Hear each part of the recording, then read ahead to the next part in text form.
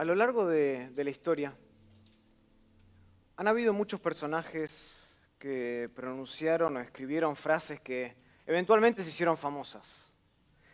Estas frases por su contenido han pasado de boca en boca y lo seguirán haciendo en la medida que las sigamos repitiendo o que las sigamos, mejor dicho, compartiendo en nuestras redes sociales.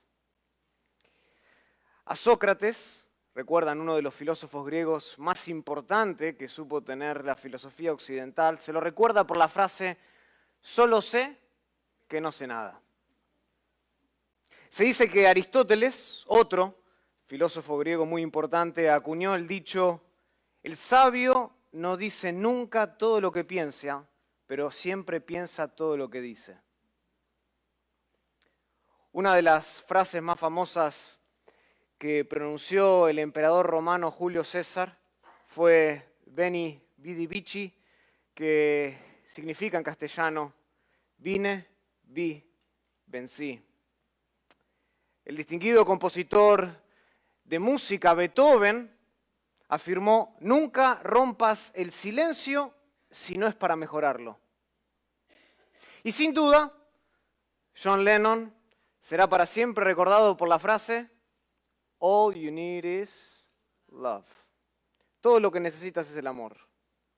Así como estas, estaba viendo, hay cientos, miles de frases célebres, famosas, que son parte de nuestro día a día, que son parte de nuestro vocabulario y que, como dije anteriormente, lo seguirán siendo en la medida que las sigamos repitiendo. Pero hay una frase, una pequeña frase en la Biblia, que merece nuestra atención inmediata y total, porque tiene el poder para transformar nuestra vida, como lo hizo con Thomas Bilney, un estudiante de Cambridge del siglo XVI, que al leer el Nuevo Testamento en griego, dijo lo siguiente: escuchen esto. Él confiesa y dice: di por casualidad con una frase del apóstol Pablo. Esta sola frase, por medio de la instrucción de Dios y de su obra interior, animó tanto mi corazón, antes herido por la culpa de mis pecados, casi hasta la desesperación, que de inmediato, dice Binley, me pareció sentir una maravillosa sensación de consuelo, una maravillosa sensación de tranquilidad, hasta el punto que mis huesos quebrantados saltaron de gozo. Después de esto, después de haber leído esta frase, dice: las escrituras comenzaron a resultarme más agradables que la miel y que la que destila del panal. La frase que este estudiante de Cambridge leyó resume la esencia del Evangelio de Dios. Esta frase contiene el núcleo de nuestro mensaje como cristianos y por tanto nosotros debemos exponernos a esta frase tanto como los no cristianos. Esta frase es el alma del Evangelio y se encuentra en 1 Timoteo capítulo 1, versículo 15. Así que los invito esta mañana a que abran sus Biblias a 1 Timoteo capítulo 1, versículo 15. Y vamos a estar solamente en este versículo, estudiando esta frase que cambió la vida de Bilney y muchos otros a través de la historia y que tiene el poder para seguir transformando la nuestra. 1 Timoteo capítulo 1, versículo 15.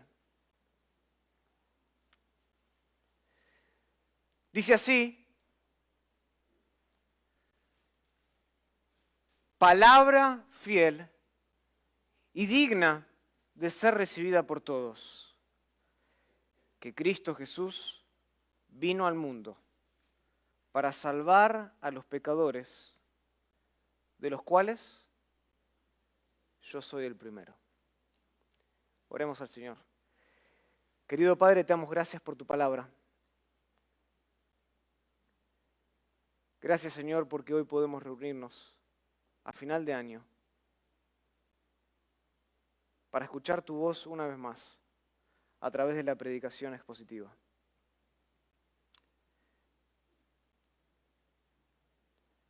Te ruego, Señor, que tu palabra alumbre en nuestros corazones esta mañana.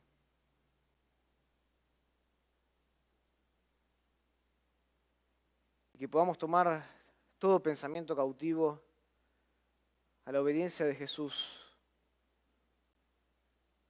por medio de este versículo que vamos a escuchar hoy.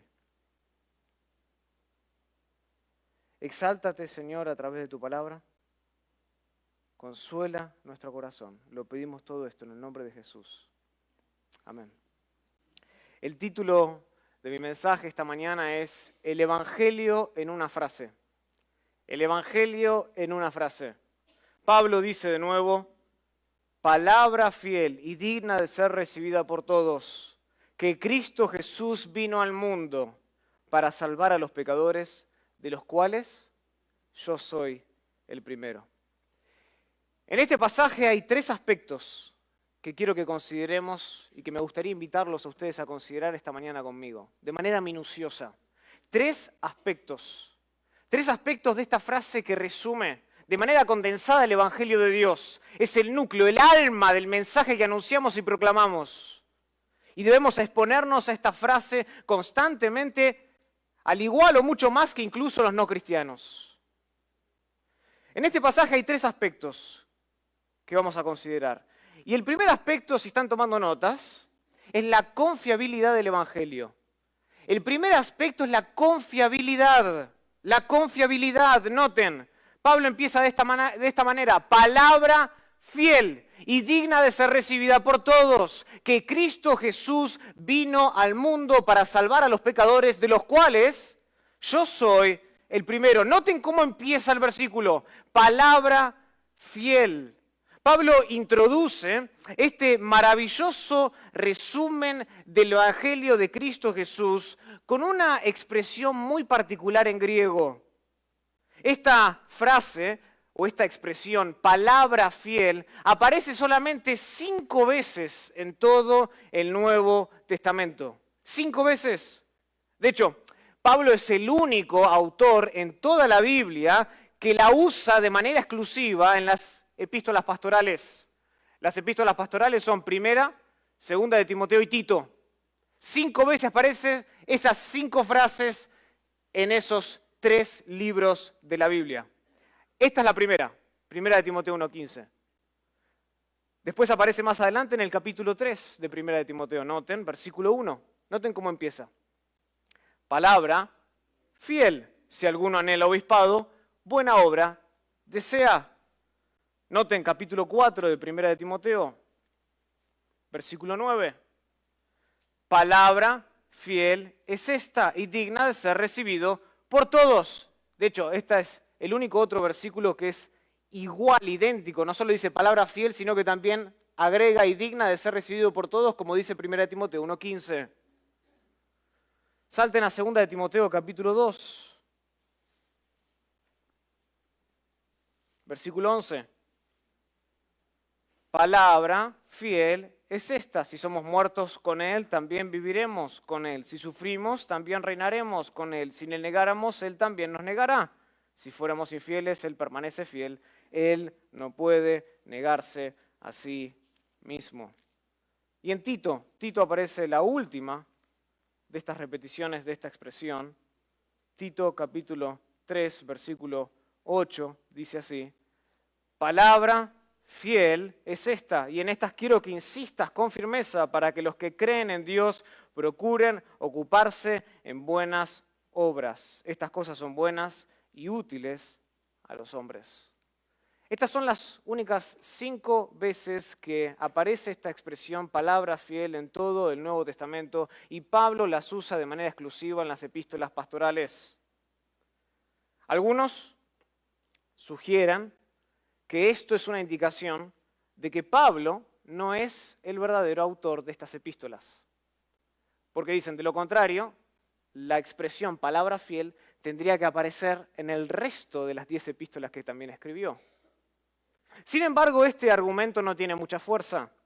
nosotros todos tenemos frases, todos tenemos expresiones, características que utilizamos con cierta frecuencia en nuestra vida y todos también desechamos algunas de estas expresiones con el pasar del tiempo y adquirimos otras nuevas en su lugar. Es común, lo hacemos todo el tiempo. O sea, este argumento de que Pablo solo escribió primera, segunda, o no escribió primera y segunda de Timoteo ni Tito, porque esta frase no se repite en el resto de las epístolas, no es muy convincente. Lo que esta concentración de expresiones, palabra fiel, sirve para demostrar es únicamente que el mismo autor que escribió estas tres epístolas, primera y segunda de Timoteo y Tito, es Pablo, y que estas tres fueron escritas en la misma época de su vida, alrededor de la misma época. Además, como bien señala el reconocido autor del Nuevo Testamento, comentarista del Nuevo Testamento, William Hendriksen, él dice, no hay razón de por qué el que escribió fiel es Dios, como aparece en 1 Corintios 1:9, y el que también escribió fiel es el que os llama, 1 de Tesalonicenses capítulo 5, versículo 24, no pudo haber escrito una declaración gramáticamente similar a esta, palabra fiel. En otras palabras, la pregunta no es si Pablo escribió primera de Timoteo o no. Esa no es la pregunta.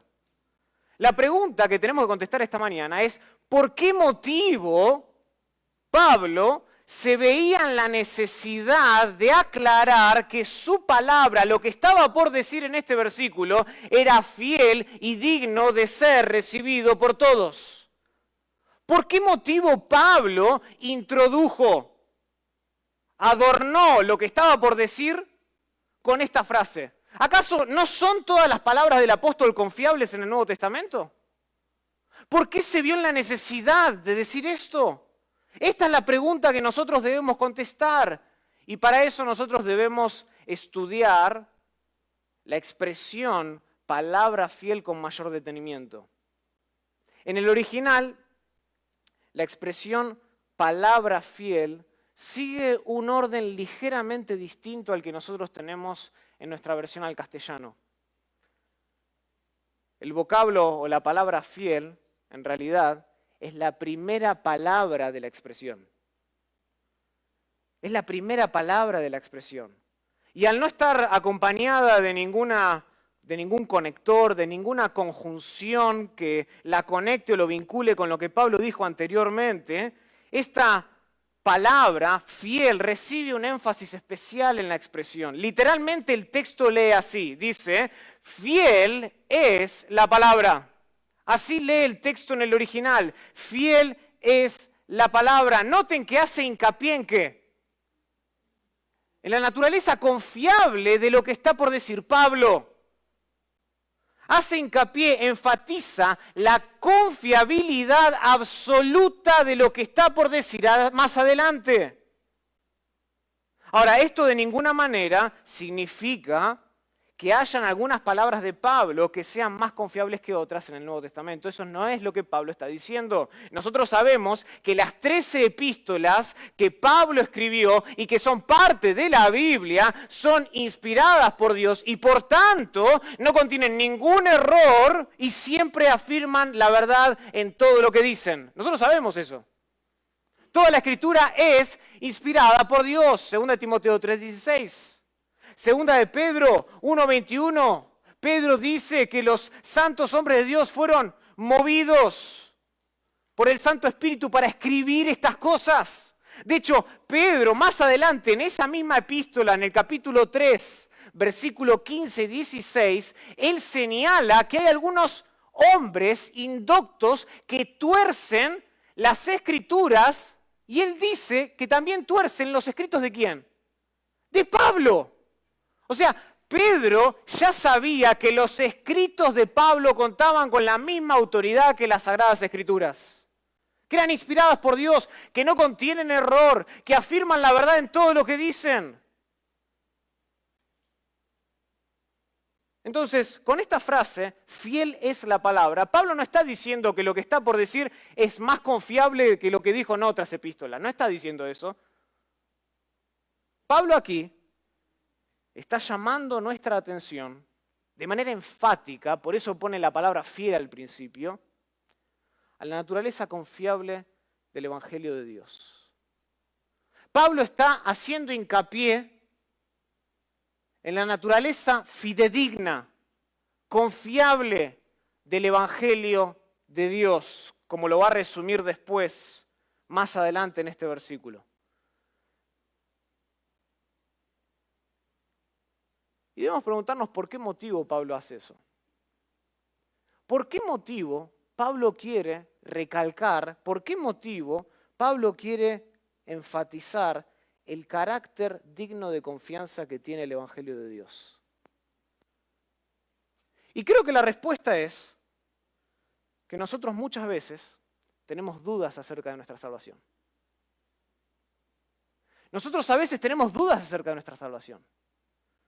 Y creo que Pablo quiere, por este motivo, enfatizar la confiabilidad absoluta que tiene el Evangelio de Cristo por sobre nuestras dudas. De hecho, escuchen las palabras del reconocido pastor y teólogo Juan Calvino, que señala lo siguiente sobre este versículo. Él dice, aunque el Padre una y mil veces nos ofrece la salvación, y aunque Cristo mismo nos habla de su misión, así con todo, dice él, no por eso dejamos muchas veces de albergar temores o reflexionar dentro de nosotros mismos si realmente esto es así. Por tanto, dice Calvino, cuando en nuestra mente surja alguna duda tocante al perdón de pecados, aprendamos a rechazarla valerosamente con el escudo de que es una verdad indubitable y merece ser recibida sin discusión. Fin de la cita. Cuando surja alguna duda, cuando alberguemos algún temor en nuestro corazón sobre la realidad del perdón de pecados en nuestra vida, dice, despojemos esa duda, recibiendo el Evangelio de Dios con total confianza y sin discusión. Porque solamente, hermanos, el Evangelio de Dios tiene la capacidad de sellar sobre nuestros corazones la firme convicción del perdón de pecados. Nada más puede. Solamente el Evangelio de Dios puede sellar, marcar nuestro corazón y recordarnos y poner en lo más profundo de nosotros la convicción de que fuimos perdonados por Cristo Jesús en esa cruz. Nada más puede. No hay otra manera, hermanos, de luchar contra las presiones de nuestra conciencia. No hay otra manera de luchar contra las condenas de nuestro corazón. No hay otra manera de luchar contra las mentiras del pecado, contra las mentiras del mundo, que abrumar tales temores con repasos y recordatorios divinos y diarios del Evangelio de Dios en nuestra vida. Tú quieres despojar cualquier duda del perdón de pecados, predícate el Evangelio de Cristo diariamente. Esa es la manera de combatirlo. Este es el mensaje que merece más plena aceptación, porque proviene de Dios, y porque proviene de Dios nunca cambia, y el mensaje de Dios siempre cumple todo lo que promete. Y ese mensaje de Dios prometió el perdón de tus pecados. Y si tú has venido a Cristo Jesús por la fe y te has arrepentido de tu maldad, créeme que todos tus pecados, pasados, presentes y los que todavía no has cometido en el futuro, han sido lavados por la cruz de Cristo Jesús.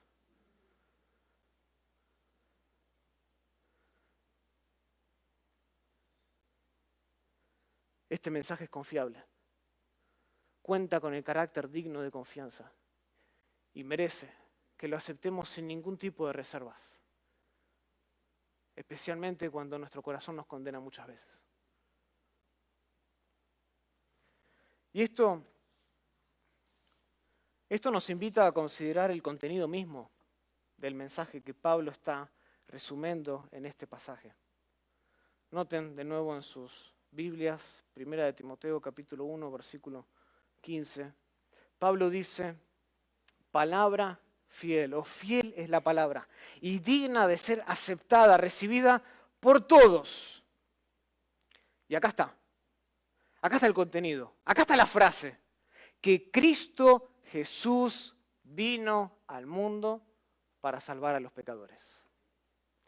Que Cristo Jesús vino al mundo para salvar a los pecadores. Este es el segundo aspecto. Vimos la confiabilidad. Ahora quiero introducirles a ustedes al contenido que Pablo está resumiendo del mensaje del Evangelio en este versículo. Y esta parte del versículo trata con una frase que nos remonta, a las mismas palabras de Jesús. Pablo no habló estas palabras en un vacío. Las tomó prestadas. Muchos creen que incluso estas palabras para aquel entonces se habían convertido en un dicho famoso que resumía el Evangelio de Cristo y que los cristianos repetían. Este es el núcleo del Evangelio, de nuestro mensaje. Pero se remonta a las palabras de Jesús. ¿Se acuerdan? En Juan capítulo 12, acompáñenme ahí. Juan capítulo 12. Jesús mismo dio testimonio y habló acerca de sí mismo con estas palabras. Juan capítulo 12.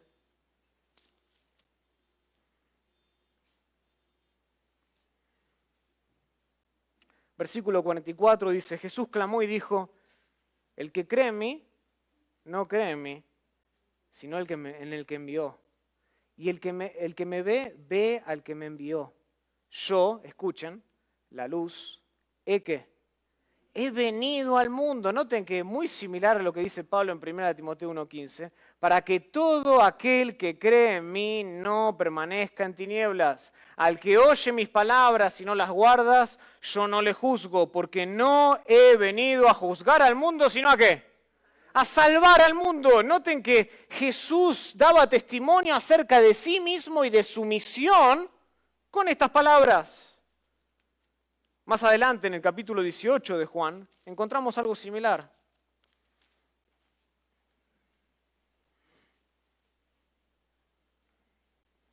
Juan capítulo 18,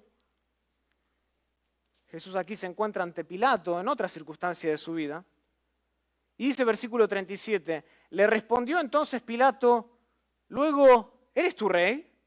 Respondió Jesús. Noten lo que responde Jesús. Tú dices que yo soy rey. Yo para esto he nacido y para esto he venido al mundo, para dar testimonio a la verdad. Todo aquel que es de la verdad, oye mi voz. O sea, la frase que Pablo escribe en 1 Timoteo 1:15, en realidad es una frase que se remonta a las palabras mismas de Jesús. Y cada una de estas 8 palabras en griego que componen a esta frase no tienen desperdicio. Están cargadas de significado. Son importantísimas. Esta pequeña frase es como dije antes, es una expresión condensada del Evangelio glorioso de Dios. Y una manera de estudiar esta frase es yendo palabra por palabra. Palabra por palabra, porque cada palabra es inspirada y cada palabra es importante y cada palabra está cargada de significado. Y esta es la frase, Cristo Jesús vino al mundo para salvar a los pecadores. Noten cómo empieza Pablo. Pablo empieza la frase, este resumen del Evangelio glorioso de Dios, llamando la atención al sujeto. ¿Quién es el sujeto? Cristo Jesús. Cristo Jesús lo llama, nosotros comúnmente llamamos a Cristo ¿de qué manera? Jesucristo. Pero Pablo invierte el orden, de hecho él acostumbra a llamarlo Cristo Jesús, no Jesucristo, sino Cristo Jesús. Esta combinación de nombres enfatiza 2 facetas esenciales de la persona y el ministerio de Jesús. Como Cristo significa ungido. Como Cristo, Él es el Rey seleccionado por Dios. Esa es la persona. Él ha sido seleccionado por Dios, que llegó a ser Jesús ¿durante qué? Durante su encarnación. Cristo Jesús, el ungido, el rey seleccionado por Dios, empoderado por el Espíritu Santo para ser Jesús durante su encarnación, su ministerio. Noten que además la frase dice, Cristo Jesús vino al mundo. Noten qué interesante. El hecho de que Él vino al mundo no solo habla de su encarnación, sino también de qué? De su preexistencia. Habla de su preexistencia. O sea, Jesús no empezó a existir en Belén. Jesús no empezó a existir cuando fue engendrado en Nazaret. Él existía en alguna otra parte antes de su encarnación, antes de venir al mundo. Y esto es lo mismo que Jesús decía durante su ministerio terrenal. Y nosotros tenemos testimonio de esto en el Evangelio de Juan, por ejemplo, Juan capítulo 1, versículo 1. En el principio era el Verbo, y el Verbo era con Dios, y el Verbo era Dios. Él estaba con Dios en el principio, y Él era Dios. Noten, por ejemplo, en Juan capítulo 16,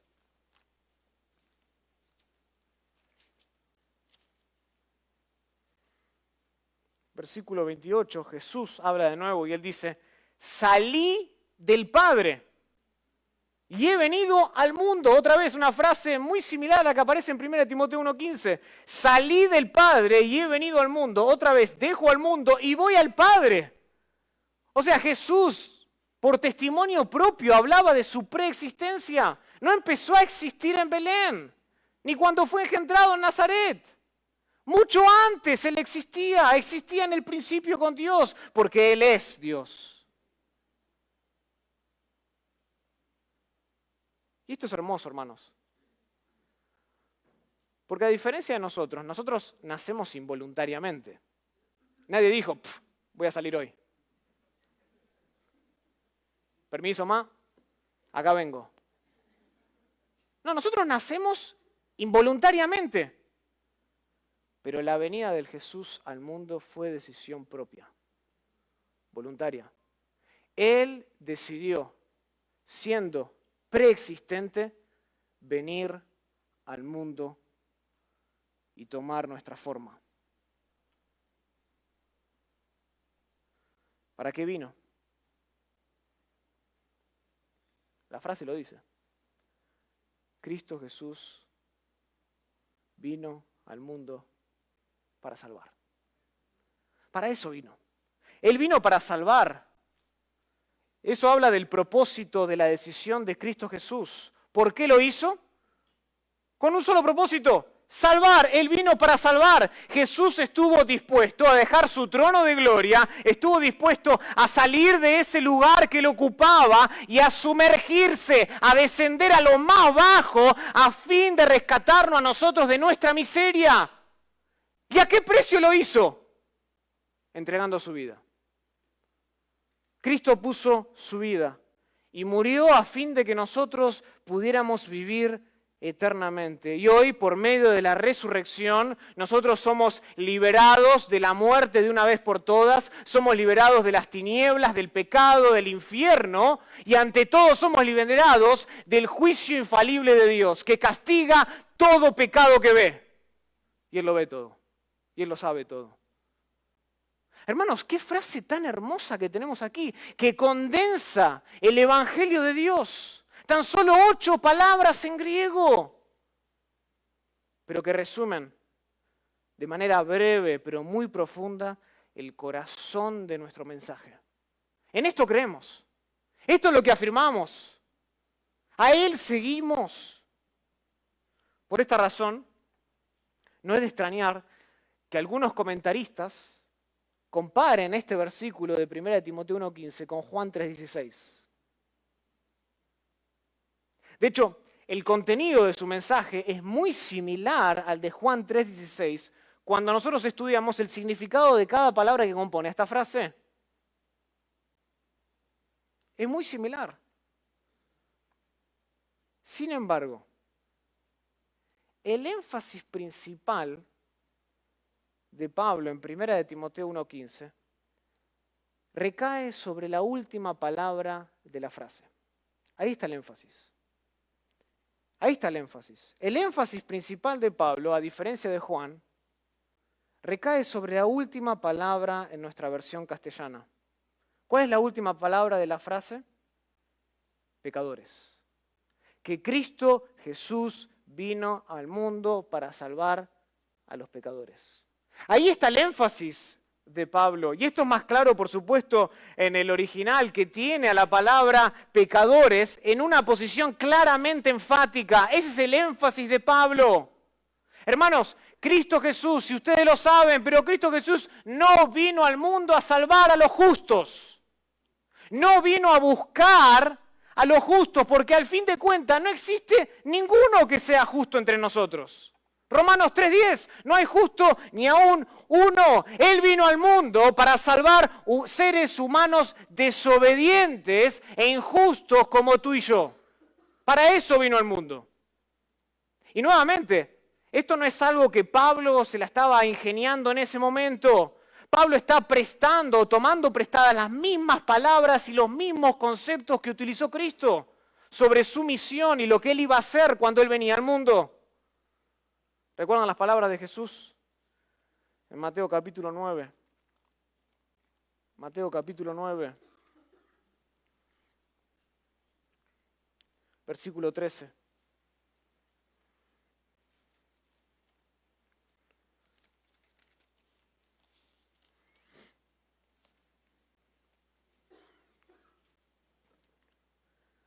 Mateo capítulo 9, versículo 13. Que dice, id pues y aprended lo que significa misericordia quiero y no sacrificio. Escuchen, porque no he venido a llamar a justos, sino a pecadores al arrepentimiento. A eso vino Jesús. Esa era la misión. Lucas capítulo 19, versículo 10 dice, porque el Hijo del Hombre vino a buscar y a salvar lo que se había perdido. O sea, no puede ser más claro. La misión de Cristo fue una operación de rescate exclusivamente enfocada en ¿quiénes?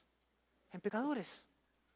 Toda la misión de Cristo, de principio a fin, estaba enfocada singularmente, exclusivamente en salvar a pecadores, porque los que están sanos no tienen necesidad de médicos, sino los enfermos, y tú y yo estamos enfermos, enteramente enfermos.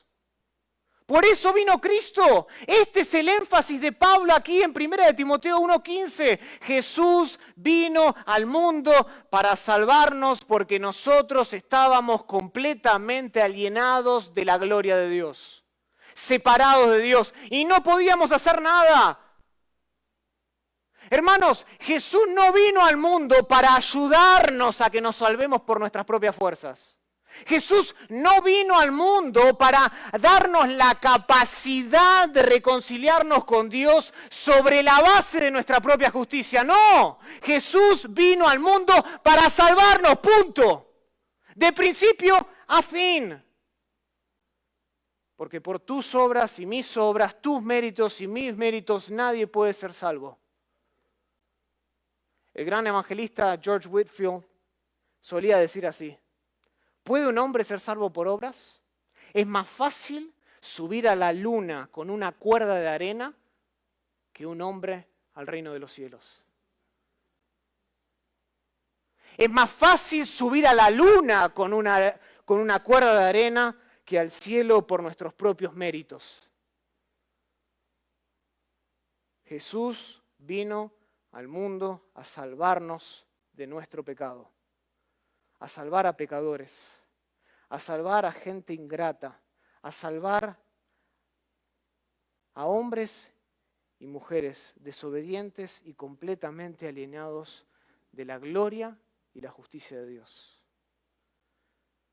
Y tu mente y mi mente, tu corazón y mi corazón siempre estará inquieto hasta que encuentre descanso en el poder de la gracia de Dios que transforma por completo a cualquier pecador que se arrepiente de sus pecados.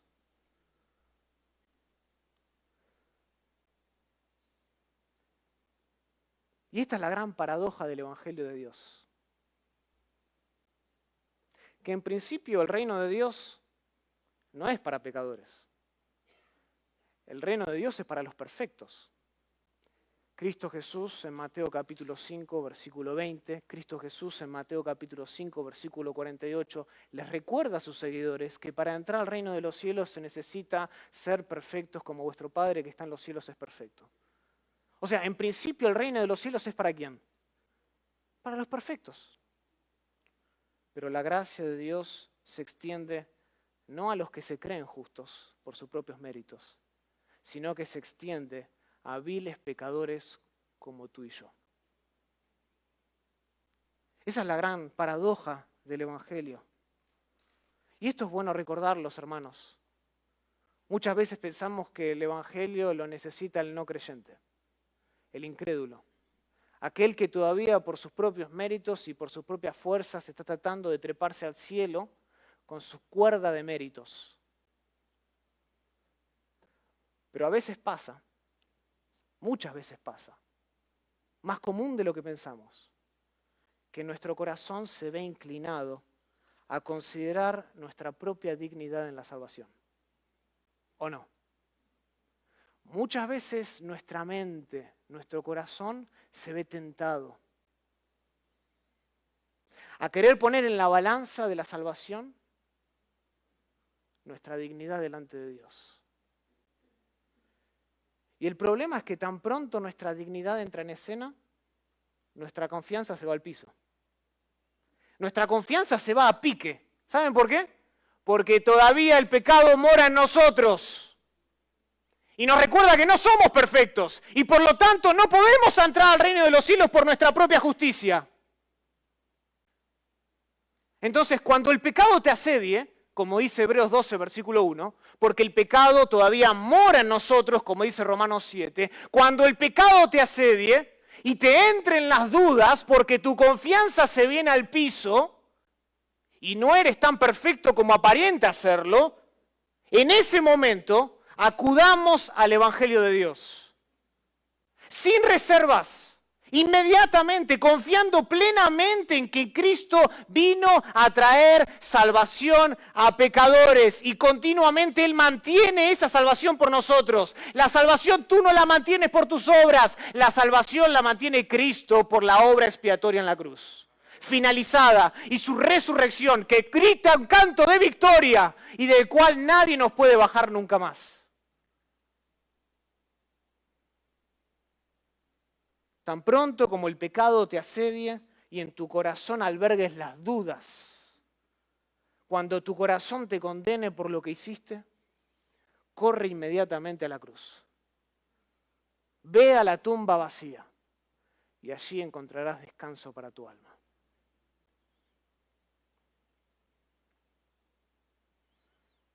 El tercer y último aspecto que vemos en este pasaje es la confesión. Vimos la confiabilidad, ese fue el primer punto. El segundo punto fue el contenido. Y ahora quiero que saltemos al tercer y último punto, que es la confesión. Noten cómo termina el versículo. Palabra fiel. Fiel es la palabra. Fiel es lo que estoy por decir, dice Pablo. Y digna de ser recibida por todos. Que Cristo Jesús vino al mundo para salvar a los pecadores, de los cuales yo soy el primero. De los cuales yo soy el primero, dice Pablo. A primera vista, esta confesión de Pablo nos puede parecer un poco fuera de lugar. Suena un poco exagerado que la misma persona que en Hechos 26:5 declara que antes de su conversión vivía conforme a la secta judía más estricta, ahora se ve a sí mismo de esta manera. Suena un poquito exagerado. Pero Pablo no está pensando en este pasaje sobre su rectitud que él había alcanzado como fariseo en su antigua vida. Pablo aquí en este pasaje, él está pensando en la violencia que había él mismo empleado cuando perseguía a Cristo y a su iglesia. El contexto mismo lo dice. Noten cómo empieza esta sección del pasaje, versículo 12 de 1 Timoteo 1. Doy gracias al que me fortaleció, a Cristo Jesús nuestro Señor, porque me tuvo por fiel, poniéndome en el ministerio. Y noten qué es lo que dice en el versículo 13. Habiendo yo sido antes ¿qué?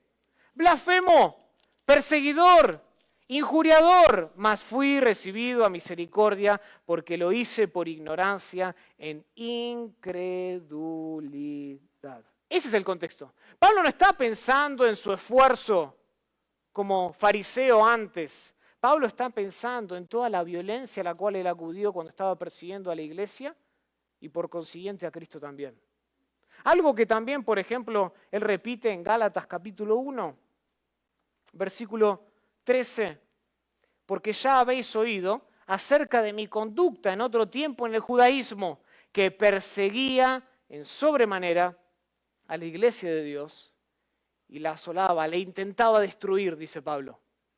Pablo piensa en eso, Pablo está pensando en la violencia a la cual él acudió en su antigua forma o manera de vivir. Era un blasfemo, un perseguidor, un injuriador. Es realmente difícil imaginar a alguien peor que Pablo. Alguien que había consentido nada más y nada menos que en la muerte de Esteban, según Hechos 22:20. Él había consentido en la muerte de Esteban. Hechos capítulo 9, versículo 1, nos dice que antes de su conversión, Pablo respiraba constantemente amenazas y muerte contra los discípulos del Señor. Pablo antes había perseguido hasta la muerte a los creyentes, apresando, encarcelando y atando despiadadamente a hombres y mujeres por igual. Ese era Pablo. Ese era Pablo. Vean, por ejemplo, en Hechos.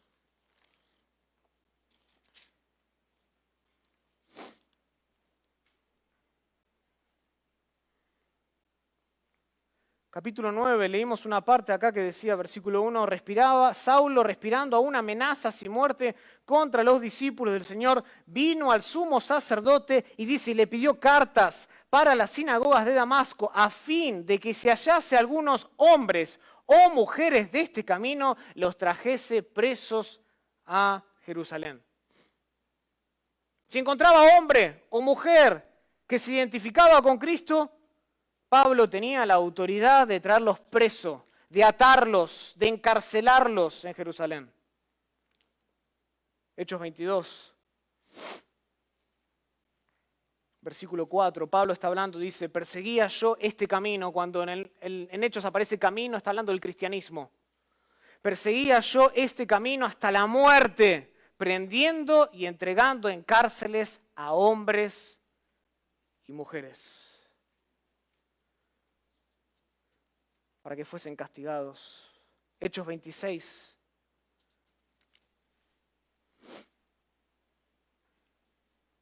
Versículo 9. Yo ciertamente había creído mi deber hacer muchas cosas contra el nombre de Jesús de Nazaret, lo cual también hice en Jerusalén. Yo encerré en cárceles a muchos de los santos, habiendo recibido poderes de los principales sacerdotes, y cuando los mataron, yo di mi voto.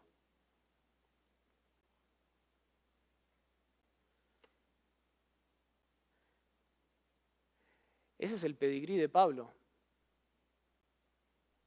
antes de su conversión. Daba su voto para matar hombres y mujeres que se identificaban con Cristo. Es difícil imaginar a alguien peor que Pablo. Un injuriador, un blasfemo, un perseguidor. De hecho, si volvemos a 1 Timoteo 1:15, el texto señala enfáticamente que él se consideraba al frente de todos los pecadores.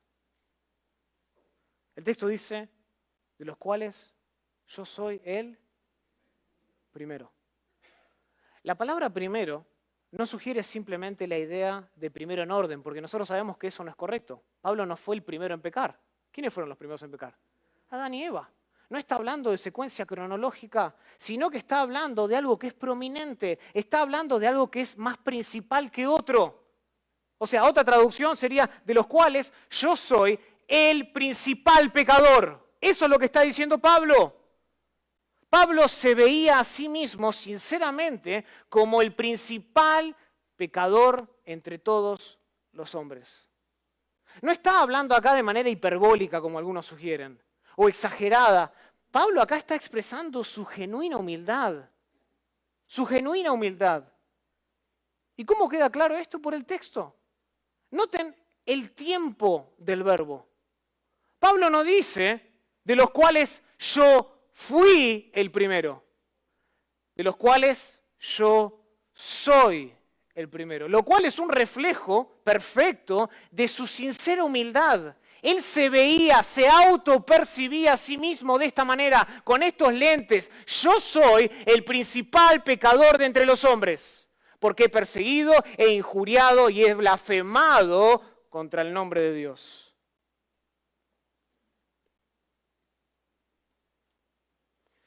Y ahora hasta acá vamos bien, ¿no? Pero ¿saben lo que a mí me llama la atención? Lo que a mí me llama la atención es cuándo Pablo confesó esto. El momento en el que confiesa esto. Anteriormente dijimos que las epístolas pastorales fueron escritas en la misma época de su vida. Se cree que Pablo escribió Primera de Timoteo junto con Segunda de Timoteo y Tito entre los años 63 al 67 después de Cristo, cuando él muere. Del 63 al 67.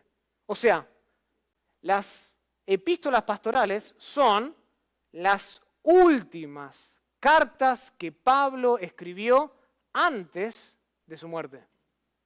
No son las primeras, son las últimas. Y en otras epístolas que Pablo escribe, él hace declaraciones muy parecidas a esta.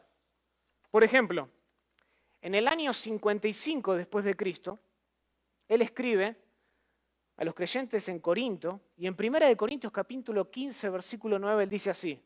Escuchen, qué similar es a lo que dice en 1 de Timoteo 1:15. Él dice, porque yo soy el más pequeño de los apóstoles, que no soy digno de ser llamado apóstol porque perseguí a la iglesia de Dios. Aproximadamente 5 o 6 años después, 60, 61 después de Cristo, Pablo declara algo similar. En Efesios capítulo 3, versículo 8, él dice, a mí, que soy menos que el más pequeño de todos los santos, me fue dada esta gracia de anunciar entre los gentiles el evangelio de las inescrutables riquezas de Cristo. Primera de Corintios, año 55, Efesios, años 60, 61, y ahora, hacia el final de su vida, entre los años 63 al 67, Pablo escribe esto, Primera de Timoteo 1:15. O sea, todo esto indica que Pablo se veía de esta manera desde el principio de su conversión. Y que la manera en que Pablo se autopercibía no había cambiado en lo más mínimo desde aquel momento en que Dios lo tumbó del caballo. O sea, lo que Pablo dice en 1 Timoteo 1:15 no es una confesión aislada de un momento atípico. No, todo lo contrario. Esto que vemos aquí, yo soy el principal de los pecadores, es justamente una declaración que marcaba toda su vida. De principio a fin, el apóstol había adoptado este punto de vista sobre sí mismo. Y el tiempo no lo podía mitigar, ni mucho menos borrar. Al contrario, noten esto, vemos que cuanto más tiempo pasaba, más crecía Pablo en la conciencia de su propio pecado. Noten las 3 citas que leímos. 1 de Corintios 15:9, Efesios 3:8 y primera de Timoteo 1:15. Al principio, en el año 55, dice, yo soy el más pequeño de ¿quiénes? De los apóstoles. Unos 5 o 6 años después, él dice que yo soy el más pequeño ¿de qué? De los santos. Pasó de los apóstoles a los santos para terminar su vida siendo el principal ¿de qué? De los pecadores. Porque el entendimiento de Pablo sobre la gracia de Dios crecía día a día y cuanto más se entendía la gracia de Dios, más se entendía su lugar. El problema con nosotros es que nosotros nos comparamos con otros todo el tiempo.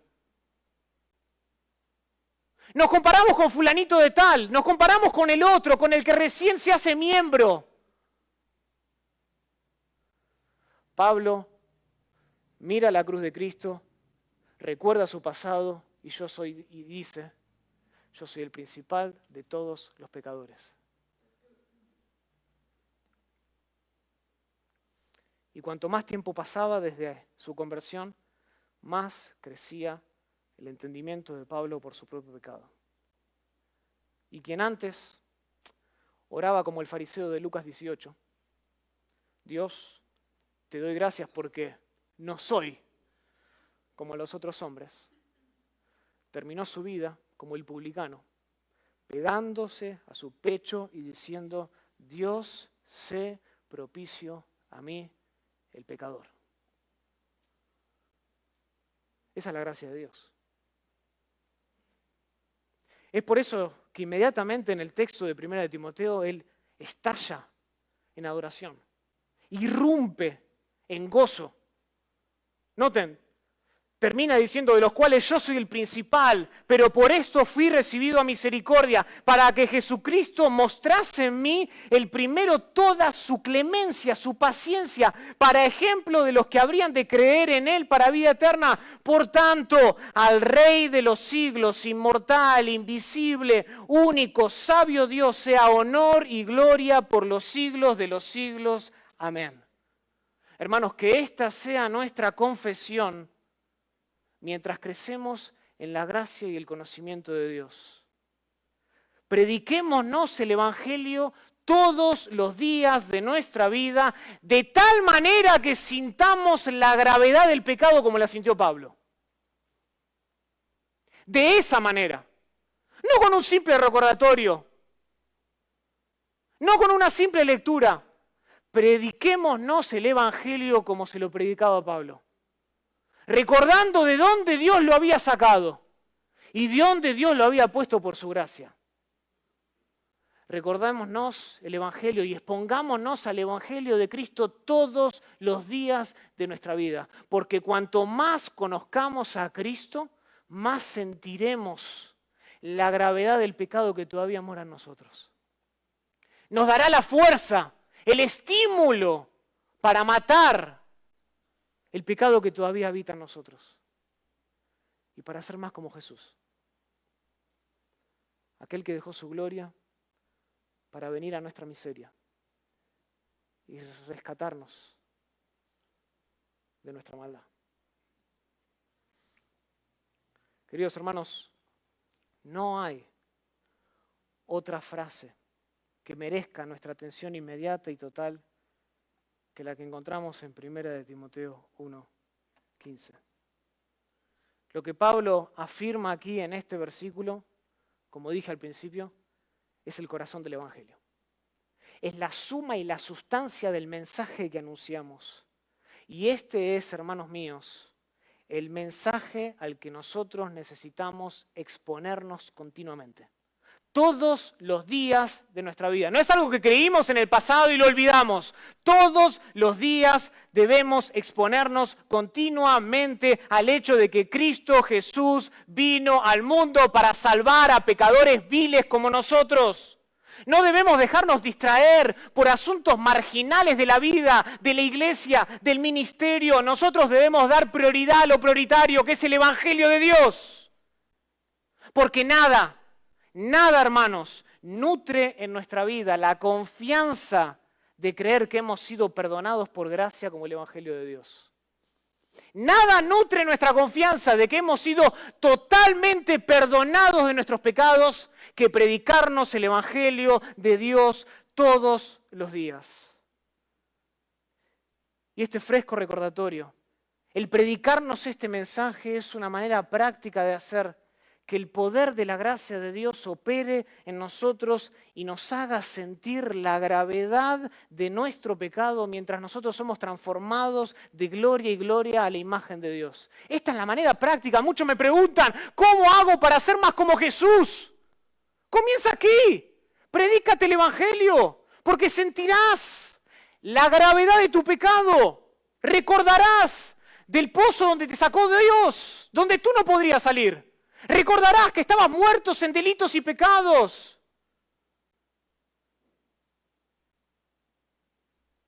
Y sentirás la gravedad de tu pecado y verás la maravillosa gracia de Dios y eso te fortalecerá, te estimulará a la obediencia, a vivir libre para Dios. No de manera libertaria o de libertinaje, haciendo lo que se me place porque igual hay gracia que sobreabunde. No. Esto te dará la fuerza para evitar el pecado, esas tendencias que todavía tienes en tu corazón, sea para la mentira, sea para el enojo, sea para robar, sea para la pereza, para el adulterio, para la lujuria. Todas esas tendencias, cuanto más te predicas el Evangelio, más verás la gravedad de tu pecado que todavía mora en ti y en mí. Hermanos, esta debe ser nuestra resolución. Un año nuevo comienza. Y cuando un año nuevo comienza hay todo tipo de resoluciones. Hay todo tipo de dietas. Esta debe ser tu resolución. Tu resolución para el 2024. Porque si tú quieres que tu vida florezca en la plenitud del gozo de Cristo y tú quieres ser grande para la gloria de Dios, tú debes predicarte el Evangelio de Cristo todo el 2024. Todo el 2024. Y tú necesitas el Evangelio tanto así como lo necesita el no creyente.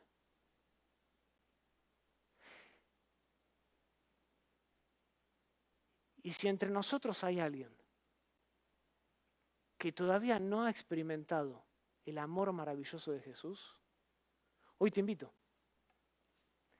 Te invito a dejar esa senda antigua, a dejar tu pecado atrás, a dejar de tratar de treparte al cielo con una cuerda de arena, a dejar detrás tus méritos, tu dignidad, tu linaje, tu trasfondo,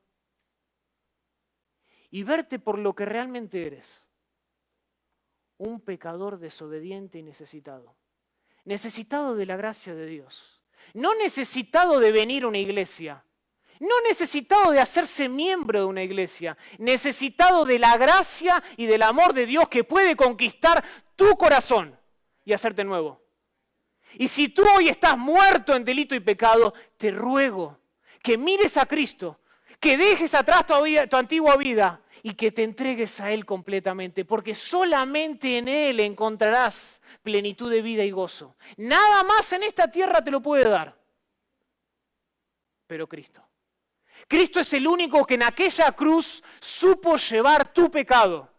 Cristo es aquel que en aquella cruz supo permanecer hasta el final y no bajarse y no dejar el trabajo a medias, supo sostenerse en la cruz, porque en su mente estaba tu nombre y mi nombre, y lo sostenía el amor por viles pecadores como tú y yo. Y en esa cruz, Él estuvo dispuesto a pagar la ira justa de Dios. El precio que tú y yo no podemos ni siquiera pagar por toda la eternidad. Él lo pagó en un par de horas. Y se mantuvo ahí, el justo muriendo por los injustos, para que en su justicia nosotros podamos ser revestidos de Él y ser aceptos en el amado.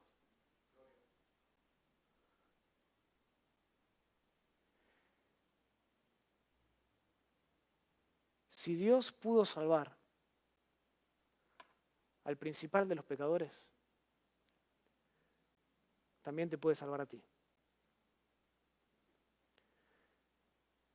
El príncipe de los pecadores, Charles Spurgeon, decía: si Dios pudo meter un elefante en el arca, también puede meter una hormiga en el arca. Si Dios pudo salvar a Pablo, también te puede salvar a ti. Tú estás aquí porque Dios te trajo aquí. No viniste por tu propia voluntad. Dios te trajo aquí. Y hoy escucharon y escuchaste maravillosos testimonios de la gracia de Dios. Gente que amaba el pecado. Gente que vivía en enemistad con Dios y que hoy es nueva por la gracia de Dios. Ese puede ser tú, si te arrepientes y confías plenamente en Cristo. Oremos al Señor. Querido Padre, te damos gracias.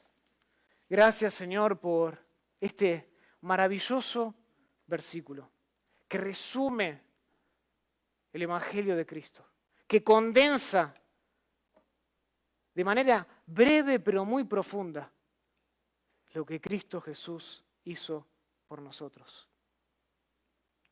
Oh Padre, te ruego que este nuevo año esté saturado de predicaciones diarias del Evangelio de Dios. Que podamos exponernos más y más al hecho de que la justicia de Cristo, el cual nos dio en la cruz, es suficiente para mantenernos salvos para siempre. De que aunque hemos depositado nuestra confianza en Cristo y por la fe hemos encontrado la vida eterna. La vida cristiana no se trata de mantener mi justicia por las obras, de tratar de ganarme el cielo por los méritos. La vida cristiana se trata de seguir a Jesús todos los días de mi vida, de morir al yo, de cargar mi cruz y depositar mi confianza en Él todos los días, porque el pecado todavía es mucho. Las dudas y nuestro corazón muchas veces alberga temores por cosas que hemos hecho o que no hemos hecho. Y nuestro corazón muchas veces nos condena. Padre, te ruego que en esos momentos podamos correr a la cruz, ver la tumba vacía y regocijarnos. Porque aquel que gritó victoria es aquel que mora en nuestro corazón por el poder del Espíritu y nos da el poder para obedecer a Cristo gozosamente hoy y para siempre. Danos, Señor, un 2024 enfocado en el Evangelio de Cristo. Lo pedimos todo esto en el nombre de Jesús.